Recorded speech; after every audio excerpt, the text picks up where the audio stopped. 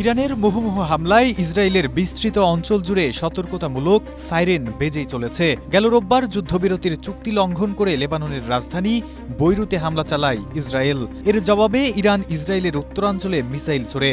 পাল্টা জবাব হিসেবে সোমবার সকালে ইরানের রাজধানী তেহরান সহ দেশটির ৩টি শহরে হামলা চালায় তেল আবিব। তবে এই হামলায় ব্যবহৃত মিসাইলের ধোঁয়া না নিভতেই তেহরান নতুন করে আবারও ইসরায়েলে মিসাইল ছুড়ছে।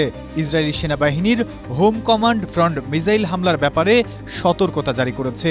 তারা সাধারণ ইসরায়েলিদের দ্রুত সময়ে আশ্রয় কেন্দ্রে যাওয়ার নির্দেশ দিয়েছে। এদিকে ইরানের হামলায় সৌদি আরবেও সতর্কতা জারি করা হয়েছে। স্ট্রবেরি সুপার ডটেড ও ক্লাসিক ভ্যারিয়েন্ট সেন্সেশন জাগুক শিহরণ। দেশটির আল খার্জ গভর্নর এলাকায় ইরানের সম্ভাব্য মিসাইল হামলার জেরে এই সতর্কতা জারি করা হয়েছে। আল খার্জ অঞ্চলে গুরুত্বপূর্ণ প্রিন্স সুলতান বিমান ঘাঁটি অবস্থিত, যেখানে মার্কিন সেনা মোতায়েন রয়েছে। মূলত ইরান ও ইসরায়েলের মধ্যে চলমান তীব্র সামরিক সংঘাত এবং একে অপরের ওপর পাল্টাপাল্টি মিসাইল হামলার জেরেই সৌদি আরব এই পদক্ষেপ নিয়েছে।